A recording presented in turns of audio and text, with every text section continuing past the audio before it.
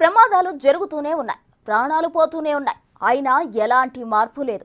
4 రోజుల హడావుడి, ఆ తర్వాత అంతా గప్చుపన్నట్టుగా పరిస్థితి తయారైంది.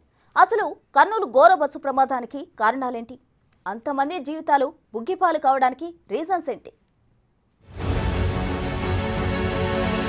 గమ్యం చేరకుండానే బూడిదైన జీవితాలు. పోయిన ప్రాణాలకు బాధ్యత తీసుకునేదెవరు? నిర్లక్ష్యంగా నడిపిన డ్రైవర్లా? ఏమాత్రం పట్టించుకోని యాజమాన్యమా? ప్రతిసారి 4 రోజులు హడావిడి చేసి వదిలేసే అధికారులా? ఇప్పుడీ ప్రశ్న బాధిత కుటుంబాలని కాదు, ప్రతి ఒక్కరిని వేధిస్తోంది.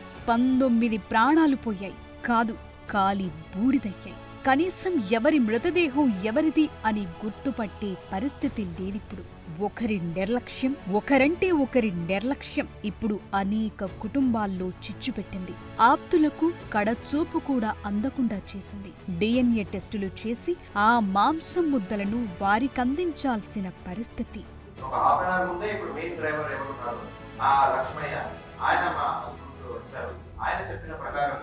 ఆ టైంలో దాదాపు న్యూలో వర్షం పడతా ఉంది.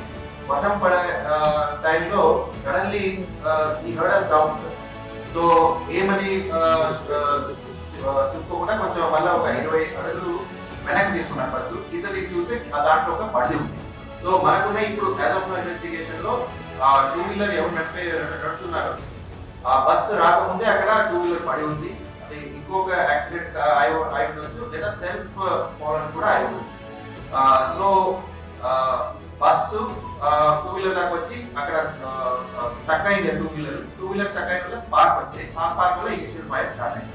సో ఇప్పుడు దాకా ఉన్న ఇన్వెస్టిగేషన్ రివీల్స్ దీస్ ఫ్యాక్ట్స్. ప్రమాదానికి ఇది కారణమని పోలీసులు చెప్పిన మాట ఇది. రోడ్డుపై ప్రమాదం జరిగింది. ఓ బైక్ రోడ్డు మధ్యన పడిపోయింది. అదే బైక్ ను వేగంగా వెళుతున్న బస్సు ఢీకొట్టింది, లాక్కుంటూ వెళ్ళింది.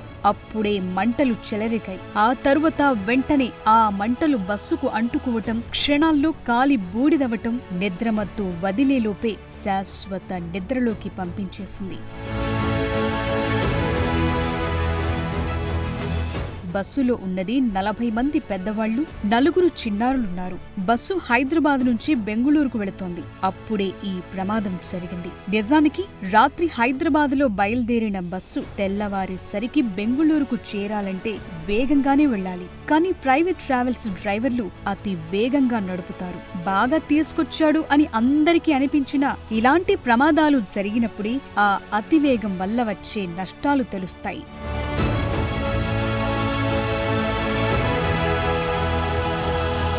బస్సు సాధారణ స్పీడ్లో ఉంటే డ్రైవర్కు కాస్త సమయం దొరికేది. ఆ బైక్ను చూసేవాడు కాస్త స్లో చేసే అవకాశం ఉండేది. కానీ బస్సు అతి వేగంగా ఉండటం, ఆ బైక్ను సడన్ గా చూడటం, ఆ తరువాత రియాక్ట్ అయ్యే లోపే ఢీకొట్టడం జరిగిపోయింది.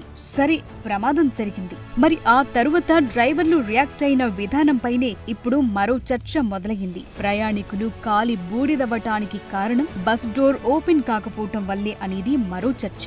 ఆ డోరే తెరుచుకుని ఉంటే గాయాలతో అయినా బయటపడేవారని చెప్తున్నారు. కానీ డ్రైవర్లు ప్రమాదం జరిగిన తరువాత చాకచక్యంగా స్పందించలేదని తెలుస్తోంది.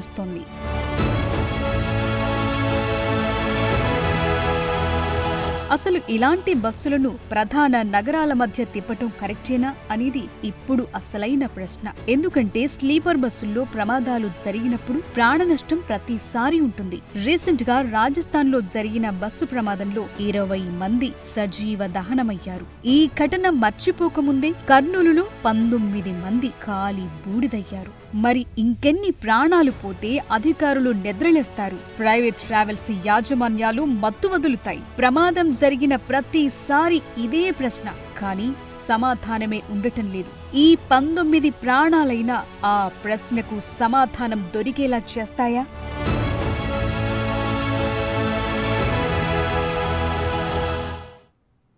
వేమూరి కావేరీ బస్సు ప్రమాదం ఘటనపై త్వరలోనే అన్ని వివరాలు తెలుస్తాయన్నారు Bapatla MP Krishnaprasad. Road engineering, bus డిజైన్కు సంబంధించి లోపం ఉండడం వల్లే గతంలోనూ పాలెం బస్సు ప్రమాదం జరిగిన విషయాన్ని గుర్తు చేశారు ఆయన. తరచుగా వోల్వా బస్సుల్లోనే ప్రమాదాలు జరుగుతున్నాయని, తెలుగు రాష్ట్రాల్లో ఉన్న బస్సులు మొత్తం మార్చాలని అభిప్రాయపడ్డారు ఆయన. తాను పోలీస్ డిపార్ట్మెంట్లో ఉన్నప్పుడు నేషనల్ రోడ్ సేఫ్టీ బుక్ రాసినట్టు చెప్తున్న బాపట్ల ఎంపీ కృష్ణప్రసాద్తో మా ప్రతినిధి Shiva face to face. Telugu రాష్ట్రాల్లో బస్సు ప్రమాదాలు సంచలనంగా మారిపోతున్నాయి. ఒకటి కాదు, రెండు కాదు, సంవత్సరానికి పదుల సంఖ్యలో ప్రమాదాలు జరుగుతున్నాయి. తాజాగా ఈరోజు కర్నూలు జిల్లాలో జరిగిన ప్రమాదానికి సంబంధించి దాదాపుగా 30 మంది పైగా సజీవ దహనమయ్యారు. 2013లో అనంతపురం జిల్లా పాలెంలో జరిగిన బస్సు ప్రమాదానికి సంబంధించి ఆనాటి ఇన్వెస్టిగేషన్ ఆఫీసర్, ప్రస్తుతం బాపట్ల ఎంపీ కృష్ణప్రసాద్ మనతో ఉన్నారు. సార్, ఏంటి సార్ అసలు ఆ రోజు జరిగిన పరిణామాలు ఏంటి? ఎందుకు ఆ రోజు ఆ ఇష్యూ జరిగింది? ఎటువంటి చర్యలు తీసుకున్నారు? మొట్టమొదటిగా ఈరోజు జరిగిన దుర్ఘటనలో ఎవరైతే మిత్రులు చనిపోయారో వాళ్ళ కుటుంబ సభ్యులందరికీ నేను సంతాపం తెలియజేస్తున్నాను. అదేవిధంగా ఎవరైతే హాస్పిటల్కి గురయ్యారో వాళ్ళందరూ సురక్షితంగా మళ్ళీ ఇంటికి చేరుకోవాలని నేను భగవంతుని ప్రార్థిస్తున్నాను. అక్టోబర్ 30 తారీఖు 2013 సంవత్సరంలో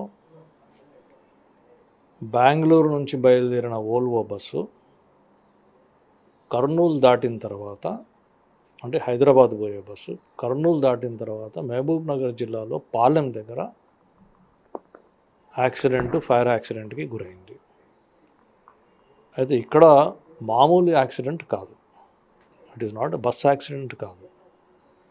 యాక్సిడెంట్తో ఫైర్ మిషాప్, అంటే ఫైర్ యాక్సిడెంట్, ఫైర్ కూడా ఉంది దాంట్లో. అది ముఖ్యం, అంటే మనం అర్థం చేసుకోవాలి ఈ విషయాలన్నీ. ఆ రోజు సమయం కూడా 4:30, 5:30 మధ్యలో, ఈరోజు సమయం కూడా 4:30, 5:30 మధ్యలో జరిగింది. సో ఇక్కడ అప్పుడు నేను డీజీపీ సిఐడిగా ఉన్నాను.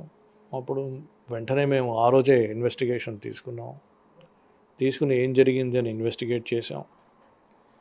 ఇన్వెస్టిగేట్ చేస్తే తెలిసింది ఏంటంటే, ఫస్ట్ రిపోర్ట్, ప్రిలిమినరీ రిపోర్ట్లో 15 నిమిషాల్లోగా మొత్తం బస్సు కాలిపోయింది. లోపడున్న 45 ప్రయాణికులు అన్ఫార్చునేట్లీ అందరూ చనిపోయారు.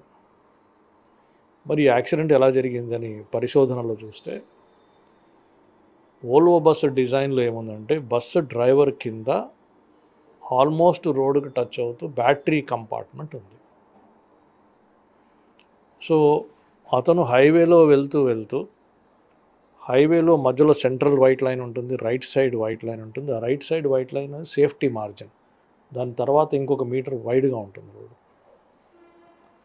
అది ఆన్వాయితీగా పట్టుకుని ఆయన సేఫ్టీగా ఒక గైడ్ లైన్గా వెళ్తూ ఉన్నాడు. ఏదైతే హైవే అక్కడ ఎక్స్పాండ్ చేశారో, ఎక్స్పాన్షన్ రోడ్డుని చేశారు కానీ మధ్యలో ఉన్న కల్వర్ట్ని ఎక్స్పాండ్ చేయలేదు. సో కల్వర్ట్ అక్కడే ఉండిపోయింది, రోడ్డు వైడన్ అయింది. సో ఈ బస్సు ఇట్లా వస్తున్నప్పుడు సడన్గా కల్వర్ట్ ఎడ్జ్ రావడం వల్ల అతను సరిగ్గా రియాక్ట్ అవ్వకపోయాడు. ఎందుకంటే 120-140 కిలోమీటర్లు స్పీడ్లో ఉంటారు. అది టచ్ అయింది, కాంటాక్ట్ అయింది, ఇంపాక్ట్ అయింది అంత హై స్పీడ్లో. ఆ ఇంపాక్ట్ అయ్యడం వల్ల ఆ బ్యాటరీ కంపార్ట్మెంట్కి తగలడం, బ్యాటరీలోంచి స్పార్క్ రావడం, బ్యాటరీ పక్కనే ఉన్న 300 ప్లస్ 150 ప్లస్ 150 600 లీటర్ల డీజిల్ ట్యాంకులు ఉండడం, అవి అంటుకోవడం, అవన్నీ కనెక్టెడ్ కాబట్టి అవన్నీ అంటుకున్నాయి. ఆ తర్వాత దానిపైన ఉన్న చాసీ ఏదైతే ఉందో అది మెటాలిక్ చాసీ కాదు, హార్డ్ ప్లైవుడ్ చాసీ, అది కూడా అంటుకుంది. అది అంటుకున్న ఎయిర్ కండిషనింగ్ లోపట కాబట్టి ఇన్సులేషన్ చేసేటప్పుడు అంతా ఫోమ్, అంటే ఇటువంటి మెటీరియల్ వాడతారు. ఈ ఫోమ్ మెటీరియల్ కూడా ఇన్ఫ్లేమబుల్ మెటీరియల్. అవన్నీ బగ్గుమని అంటుకోవడం, సడన్గా క్యాలరిఫిక్ వాల్యూ పెరిగిపోవడం, అవన్నీ జరిగాయి. సో ఈ సాధారణంగా మనం రోడ్ యాక్సిడెంట్స్ అంటే నా అన్ని బుక్స్లో నేను రాసింది ఏంటంటే 85% of the time it is a human error, మానవ తప్పిదం వల్ల యాక్సిడెంట్ జరుగుతాయని చాలా గట్టిగా నమ్ముతాం. చాలా తక్కువ వెహికల్ డిజైన్ ఫాల్ట్ కానివ్వండి, చాలా తక్కువ రోడ్ ఇంజనీరింగ్ ఫాల్ట్ కానీ చాలా తక్కువ, అంటే 15%. అన్ఫార్చునేట్లీ పాలెం యాక్సిడెంట్లో ఆ 15% జరిగింది. ఈరోజు కూడా ఏంటి అనేది మనం చూడాలి. సో ఆ 15%ని ఇంకా తగ్గియాలా, దానికంటే ఎక్కువ ఈరోజు ఈ సంఘటన గురించి మాట్లాడుతున్నాం కాబట్టి వెహికల్ డిజైన్ గురించి మాట్లాడుతున్నాము. బట్ నార్మల్గా 85% ఆఫ్ ద యాక్సిడెంట్స్ అన్నీ మానవ తప్పిదం వల్లనే జరుగుతాయి. Irresponsible behaviour, irresponsible driving, over speeding, drunk and driving, ఇటువంటి హెల్మెట్ లేకుండా నడపడం, ఇటువంటి కారణాల వల్ల 85% ఆఫ్ ద ఫ్యాటాలిటీస్, డెత్స్ జరుగుతాయి. పాలెం సంఘటన విషయంలో ఏ రకంగా అయితే ఇన్వెస్టిగేషన్ చేసామో ప్రభుత్వము మంత్రులు కనుక సిఫారసు చేస్తే ఇప్పుడు ఈ బస్సులకు సంబంధించి ప్రమాదాలకు ఏ రకంగా జరిగిందనేది చెప్పే ప్రయత్నం చేస్తాను. అలాగే భవిష్యత్తులో జరగకుండా ఉండడానికి ఎటువంటి చర్యలు తీసుకోవాలి అనే దానిపై పూర్తి స్థాయిలో గతంలో రాసిన బుక్ని ఈరోజు కేంద్ర రాష్ట్ర ప్రభుత్వాలకు ఇస్తానని చెప్పి ఎంపీ కృష్ణప్రసాద్ చెప్తున్న ఓటర్